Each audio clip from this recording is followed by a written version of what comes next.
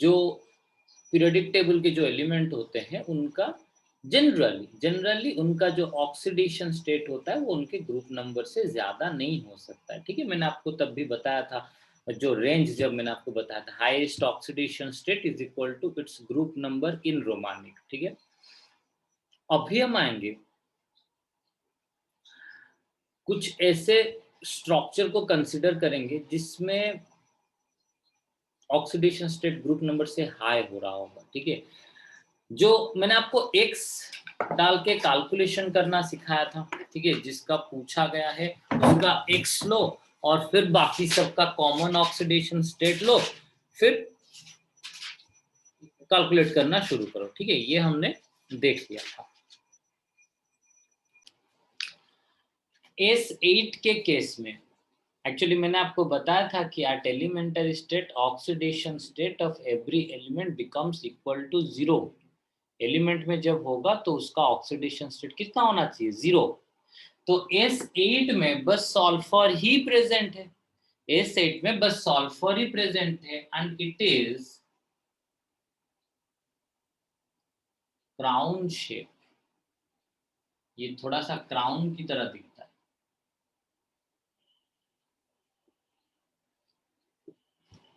Each corner में एक एक सल्फर ज्वाइन कर लो। ठीक है, एक एक ईच वर्टिसेस में एक एक सल्फर ज्वाइन कर लो। ये हो गया आपका S8 का structure. You can see at every point sulphur sulphur के अंदर बॉन्ड फॉर्मेशन हुआ है, ये दो सल्फर के अंदर। तो सल्फर सल्फर के बॉन्ड सेम एलिमेंट के अंदर अगर बॉन्ड फॉर्मेशन हुआ तो वो कितना ऑक्सीडेशन स्टेट बियर करेंगे? 0। यहां पर भी देखो 0 0 0 0। ठीक, तो कुछ इसी तरह हर जगह पर सल्फर का ऑक्सीडेशन स्टेट कितना होता है? 0। उसी तरह S6, इसमें भी सल्फर एलिमेंटरी स्टेट में है but it is chair shape. S8 होता है क्राउन शेप में, भी चेयर की तरह नहीं दिख रहा लेकिन इट इज चेयर शेप। ठीक है, यहां पर भी सल्फर का ऑक्सीडेशन स्टेट कितना है? 0। ठीक, देन H2SO4 में आपने जो कैलकुलेट किया कितना निकला सल्फर का? 6। क्योंकि सल्फर का क्या है? हाईएस्ट ऑक्सीडेशन स्टेट है। H2SO5 में कितना निकला? 8। लेकिन हमको पता है कि सल्फर का ग्रुप नंबर तो है +6। हमको ये पता है कि सल्फर का ग्रुप नंबर है +6, तो यहाँ पर 8 निकल रहा है, मतलब ये गलत है।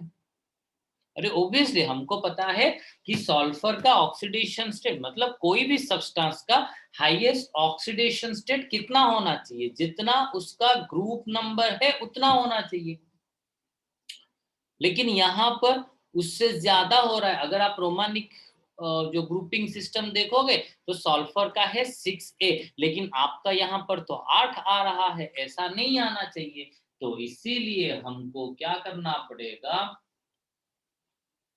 ना, उसका शेप बनाओ।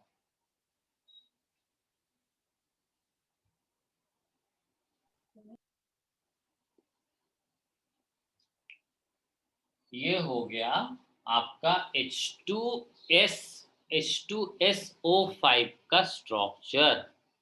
H2SO5 का स्ट्रक्चर हो गया ये। तो यहां पर अगर आप सल्फर को देखोगे, देखो सल्फर यहां पर डेटिव बॉन्ड बनाया है। अच्छा, from more electronegative species to less electronegative species और less electronegative to more electro, ये डेटिव बॉन्ड कहां से कहां तक बना हुआ है?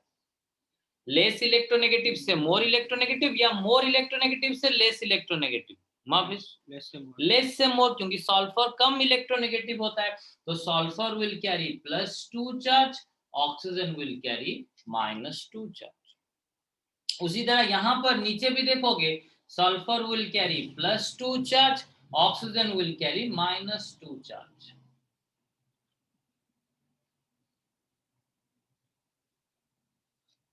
यहां पर देखो इस बॉन्ड की वजह से सल्फर कम इलेक्ट्रोनेगेटिव है +1, ऑक्सीजन -1। इस बॉन्ड की वजह से ऑक्सीजन -1, सल्फर +1, तो टोटल कितना चार्ज हो गया? +2 +2 +4, +2, टोटल कितना हो गया +6। तो यहाँ पर सल्फर का चार्ज कितना है, आप अगर कैलकुलेशन कर रहे हो तो वो +8 निकल रहा है, लेकिन अगर आप ऐसे ड्रॉ करके कर रहे हो तो वो होगा क्या +6। ठीक है, कुछ इस मेथड से इसी को निकालना है। फिर H2S2O3 सब नोट में है।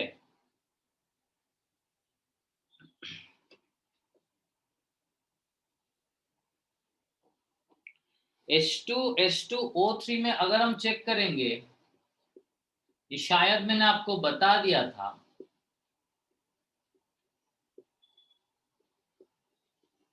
ये होता है H2S2O3 का स्ट्रक्चर। यहां पर ये जो सल्फर है